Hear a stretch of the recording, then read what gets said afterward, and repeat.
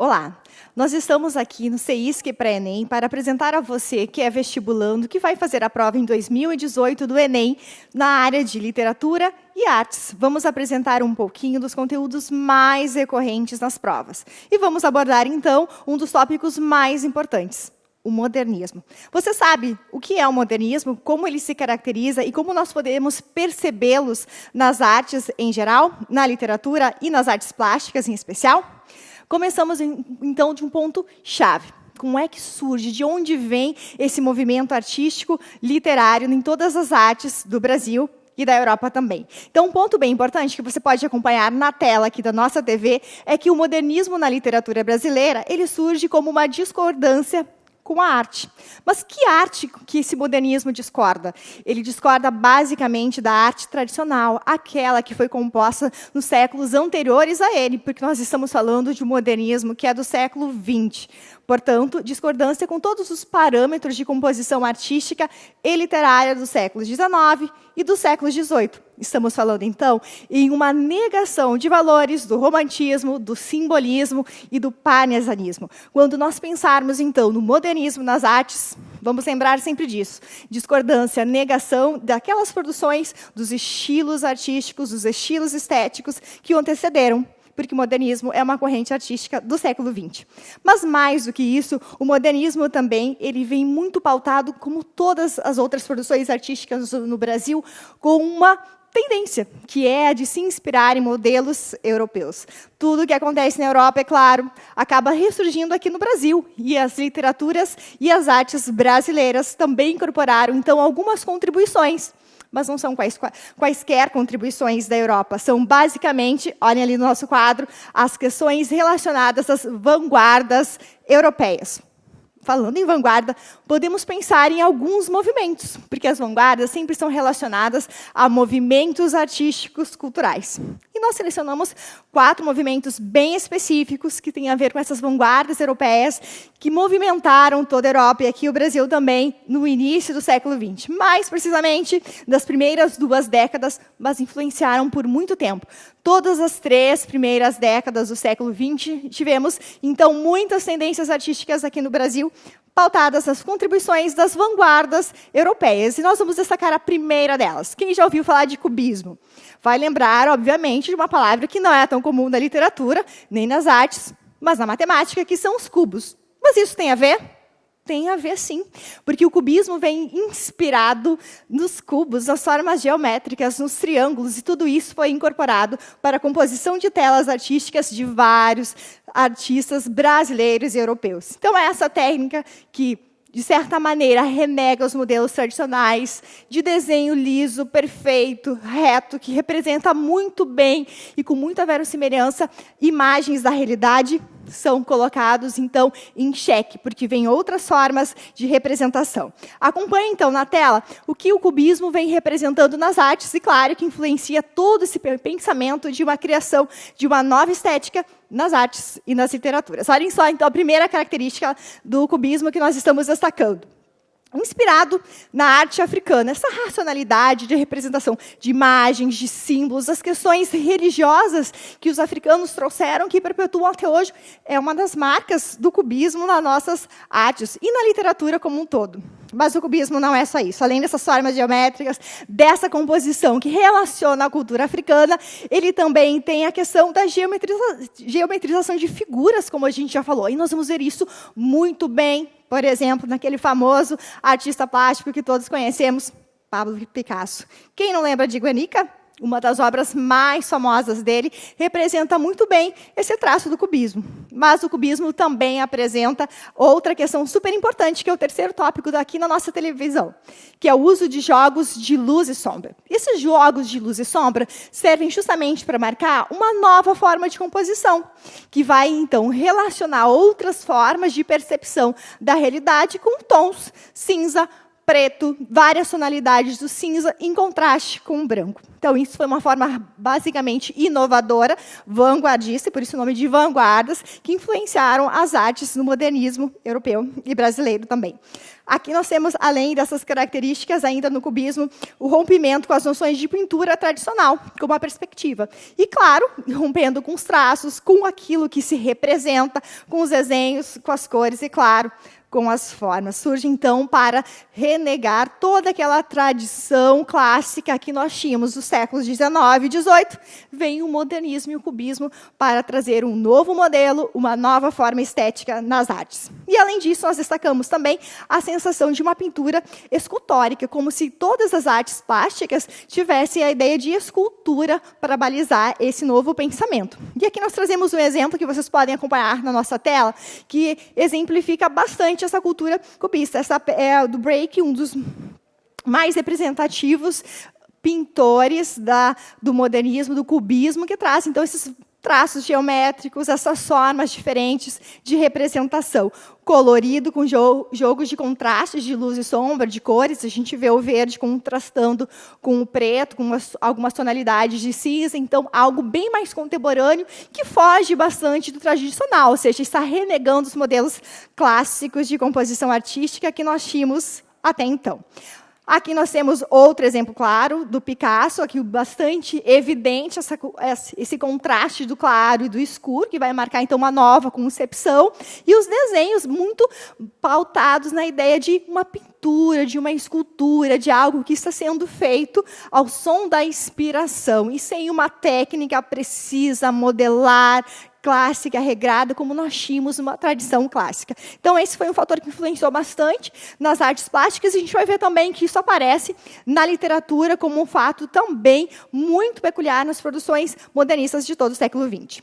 Aqui nós temos outra do Picasso, figuras, também reforçando esse jogo de luz e sombra, as figuras geométricas presentes, esse traçado fino que vai definindo, então, as figuras ali representadas. Tudo isso fugindo bastante do modelo clássico de uma composição de uma figura masculina ou feminina. Então, vem uma nova vertente, uma nova forma super vanguardista de composição artística. O surrealismo, como outra vertente das vanguardas europeias, que influenciou bastante as artes e as literaturas no Brasil, ele surge com o propósito de trazer um caráter mais poético às composições artísticas. Isso significa também que, para trazer esse caráter mais poético, com uma mensagem talvez mais fácil de ser compreendida pelo espectador, pelo apreciador das obras de arte, ele vai conseguir ter uma liberdade maior de composição. Mas como ele faz isso? Aqui ele cria um movimento muito interessante que as outras três vanguardas não têm, que é uma incorporação com várias contribuições da psicanálise de Freud. E aí entra na questão do subconsciente.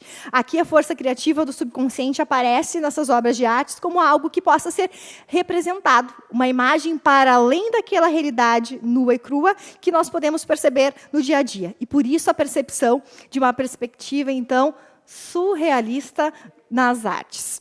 Aqui nós vamos ter também alguns exemplos. Aqui nós temos Salvador Dalí, dois exemplos de um dos precursores do surrealismo, que vai marcar, então, essa perspectiva de trazer cores sendo misturadas e essa perspectiva de que a realidade que nós vemos no dia a dia não dá conta. Então, é preciso ter uma surrealidade, uma realidade além daquilo que nós vemos. E aqui nós temos o exemplo, então, do Salvador Dalí, e aqui também o Amiró, outro representativo da perspectiva surrealista nas artes. E para a gente ver como isso é super importante para sabermos um pouquinho das artes, como elas interferem no nosso conhecimento de mundo, o Enem de 2015 trouxe questões relacionadas às artes, mostrando como elas são importantes para a nossa formação e para o nosso bom desempenho nessas provas seletivas como o do Enem. Então, vamos ver uma das questões que apareceu no Enem de 2015. Observemos, então, na tela essa imagem. Ela é do Magritte, a reprodução proibida.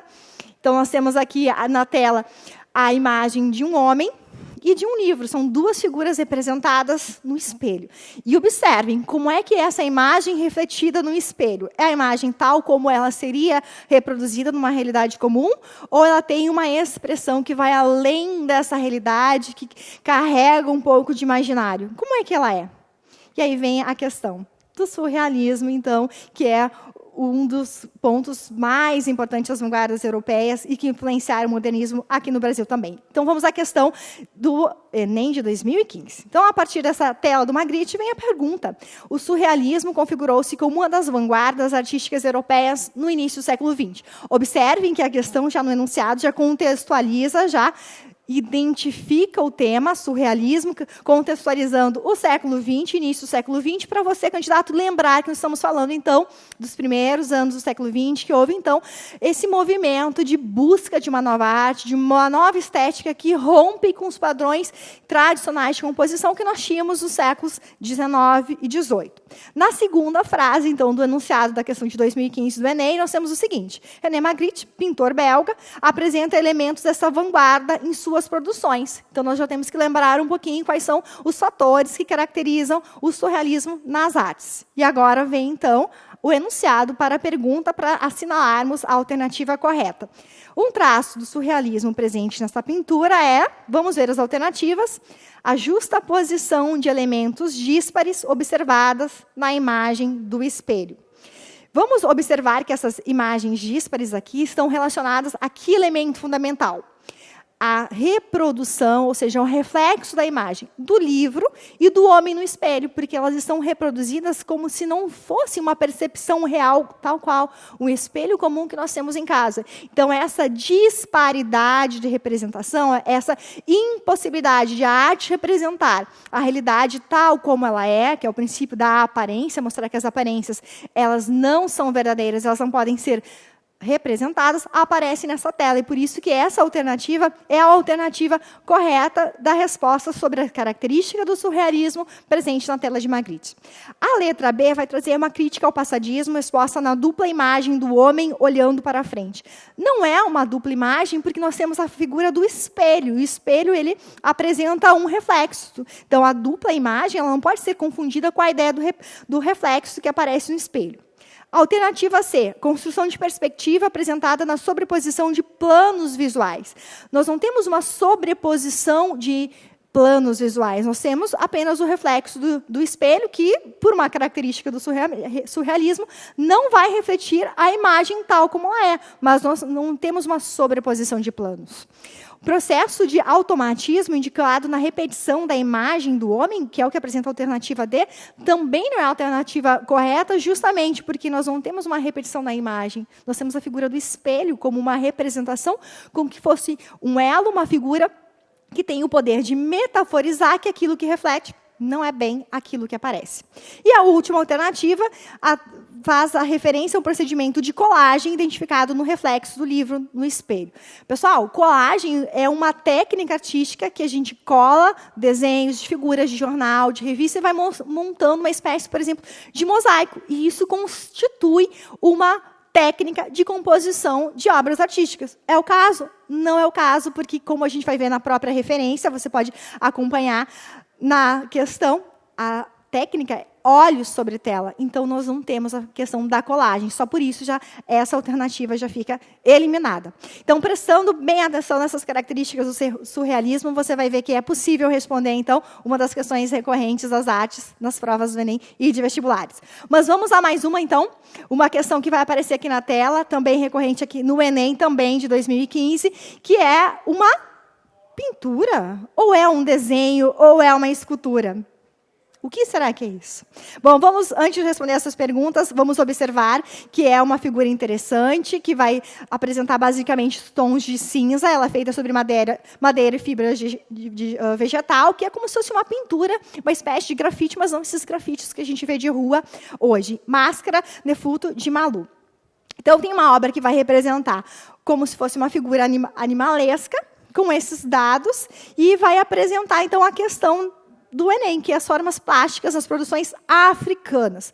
Olha, aqui já tem uma dica super importante, produções africanas, que são uma das características de uma das vertentes das vanguardas europeias, que vai aparecer aqui, então, como referência a Pablo Picasso, e nós vamos lembrar que é do cubismo. O cubismo se caracterizou, então, como uma das vertentes que incorporou muitas contribuições da cultura, dos desenhos, da imagem e da religiosidade africana. Então, lembrando só a associação com Pablo Picasso, nós vamos lembrar imediatamente essa corrente para fazer uma resposta mais acertada para a questão. Lembrar, então, Pablo Picasso, cubismo, uma das vanguardas europeias que esteve em voga no início do século XX. Então, as formas plásticas nas produções africanas conduziram artistas modernos no início do século XX. Assim como a outra questão, essa primeira parte do enunciado ela já contextualiza o candidato, fazendo com que ele lembre do que acontecia no início do século XX. Então, isso é um bom indicativo, uma boa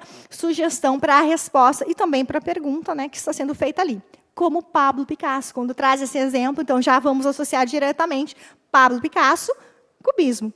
Algumas proposições denominadas vanguardas. Olha a importância das vanguardas, está aparecendo aqui mais uma vez no Enem de 2015.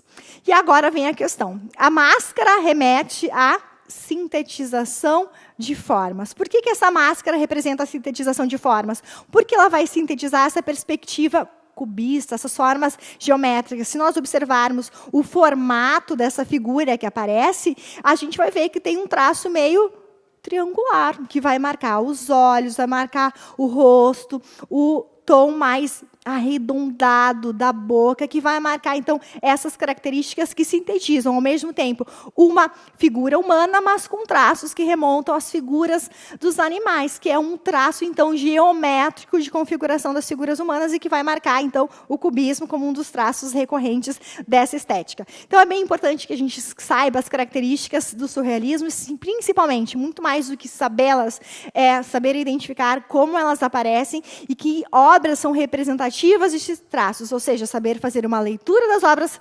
artísticas e das obras literárias, que vamos ver na sequência, para ver como essas vanguardas, como essas estéticas, elas são construídas pelos artistas no decorrer dos tempos.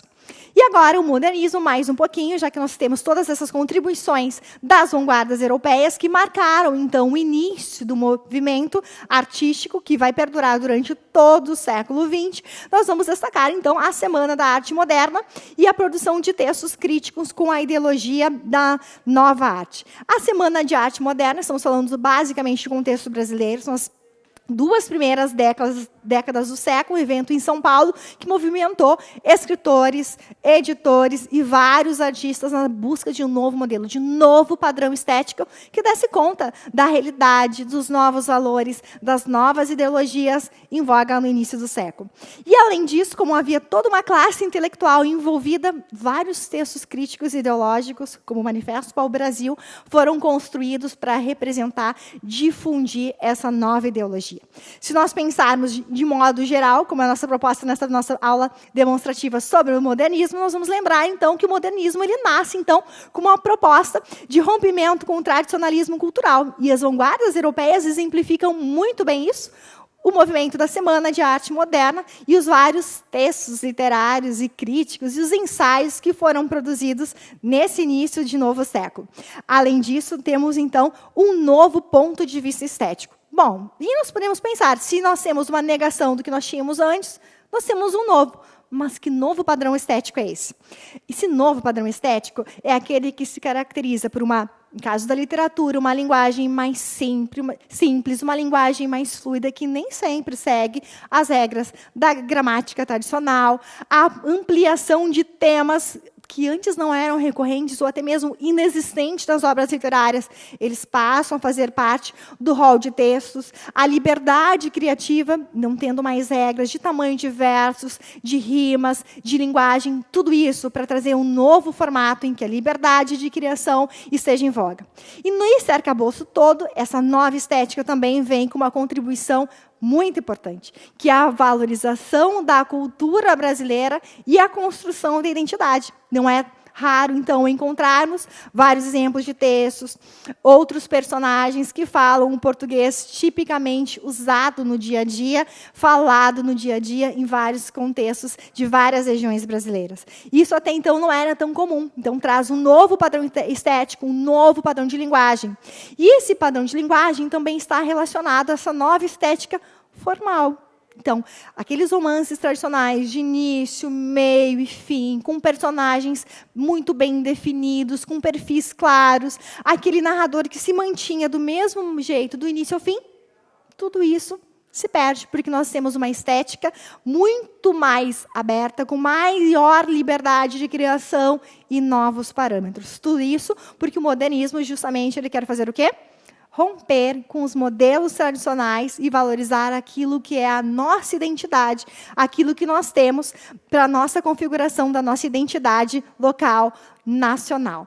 Isso também traz no seu bojo outra questão muito importante que os modernistas trazem, que é trazer novas versões da história oficial. E um dos pontos basilares dessa discussão é mostrar que o nosso processo de colonização é bem diferente daquelas versões apresentadas pelos brancos portugueses. E aí vão aparecer diversos poemas, diversos textos que fazem inúmeras críticas ao colonialismo trazido pelos portugueses nas nossas terras. E também, nesse processo, vai aparecer uma nova percepção de toda a comunidade nativa, dos nossos indígenas aqui no Brasil, que vale a pena conferir. Mas isso a gente deixa para a nossa próxima aula, quando nós conferirmos um pouco mais as características que singularizam os movimentos, dos 3 principais movimentos do modernismo brasileiro. Por enquanto, vamos conhecer um pouquinho mais, de uma perspectiva bem geral, do modernismo.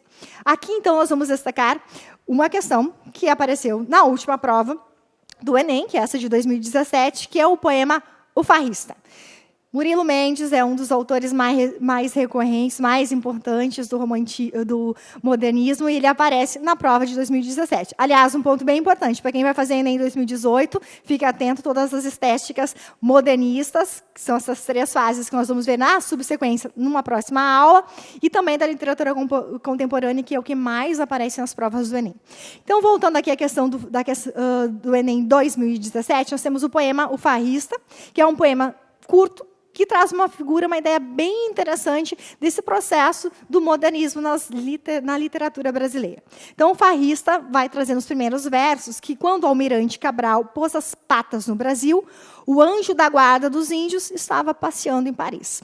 Vamos fazer uma pausa aqui, alguns comentários que aqui já nos lembram que isso aqui é um exemplo clássico do modernismo. Primeiro, a figura de Cabral, que é uma figura super importante no processo de colonização aqui na América, no Brasil também. Ele pôs as patas no Brasil. Quando faz essa alusão, Cabral, que é o sujeito, pessoa, a patas, que é um dos membros de animais, já tem uma crítica, uma animalização da figura de Cabral, que já vai mostrar, então, uma liberdade de criação, uma inovação linguística, uma zombaria e uma crítica ferrenha. O anjo da guarda dos índios estava passeando em Paris. Quer dizer que os índios foram totalmente desprotegidos e não havia quem os defendesse. Então, já vai marcar uma outra perspectiva de como os portugueses chegaram aqui no Brasil, bem diferente daquilo que a gente viu lá na literatura colonial, quando nós tínhamos a visão dos portugueses. Aqui temos uma perspectiva de valorização da nossa identidade, representada, no caso aqui, pelos índios. Na sequência, nos próximos versos, quando ele voltou de viagem, ou seja, quando o anjo voltou de viagem, o holandês já está aqui. Quer dizer, quando esse anjo retorna, o processo já está instaurado. Porque aqui nós já temos 3 figuras, né? A do holandês, que é a questão do Cabral, português, e que o anjo foi para Paris, França. Então, nós já temos 3 países muito importantes nesse cenário das grandes navegações, das grandes buscas por novas terras. E aqui tem uma grande crítica. Ele já estava instaurado aqui, pouco a fazer. Então, tem uma crítica a esse processo de colonização lá de 1500, representado nesses poucos versos, super curtos, de linguagem muito simples, de uma linguagem cotidiana, que vai marcar, então, essa nova estética do modernismo na literatura brasileira. O anjo respira alegre. Não faz mal. Isso é boa gente. Vou arejar outra vez. E aí parece que esse anjo aqui, que deveria proteger os índios de qualquer outro ser que pudesse prejudicá-lo, ele é um farrista, porque ele está alegre, ele vê o seu bando de proteção, no caso, os indígenas desprotegidos e sendo abolidos, abominados por outras tribos, e ele está feliz. É uma farra. Então, aqui nós temos uma imagem metafórica de que esse processo de colonização foi uma farra. Para quem? Para os europeus. Foi algo grandioso, valioso para os europeus. Então, aqui tem, de novo, essa questão do modernismo representando essa busca pela valorização daquilo que é nosso e mostrando uma outra perspectiva da história oficial. Na sequência do poema, o anjo transpôs a barra, diz adeus a Pernambuco, faz barulho, vucu-vucu, tal qual o Zeppelin. Mas deu um vento no anjo, ele perdeu a memória e não voltou nunca mais. Esses 2 últimos versos, que ele não voltou nunca mais, ele perdeu a memória, são um final cômico, como se fosse uma representação de que esse anjo Zeppelin, que anda voando, né, como se fosse uma metáfora, né, das grandes naus que havia em 1500, ele não voltou nunca mais, quer dizer, não há mais nada a fazer. Então, com esse poema modernista do Murilo Mendes, que apareceu na questão de 2017, tem-se a questão seguinte, que a obra de Murilo Mendes situa-se na fase inicial do modernismo, de novo situando o candidato para pensar o que acontecia nas artes, na literatura, no início do século XX, cujas propostas estéticas transparecem no poema por um eu lírico que remonta ao colonialismo assente, ou seja, um colonialismo firme, contundente, que veio com propósitos muito claros sobre o viés iconoclasta. Esse viés iconoclasta é para a gente pensar que são essas imagens do anjo, do Cabral de Patas, que aparecem, então, representadas nesses poucos versos desse poema bastante breve do Murilo Mendes. Então, a gente tem que pensar sempre que essas primeiras décadas do modernismo, elas sempre têm uma revisão crítica de todo o nosso processo histórico. Eles promovem ainda toda uma outra visão daquilo que tradicionalmente, que oficialmente se conhece sobre um pouco da nossa história e nosso processo de colonização. Mas o modernismo é muito mais que isso. Nós fizemos apenas uma brevíssima contextualização sobre aquilo que é muito elementar para configurar uma estética que perdura por praticamente 100 anos na nossa literatura e nas nossas artes. Para saber mais um pouco do modernismo, acesse o nosso site, CEISC Pré-ENEM, e se inscreva no nosso curso preparatório para o vestibular de todas as universidades brasileiras, das mais importantes, e especialmente para o Enem. Nós estaremos esperando por você para construirmos um conhecimento muito amplo e muito eficiente para você acertar as questões nessas provas. CEISC Pré-ENEM, uma nova forma de aprender com um jeito muito eficiente de ensinar.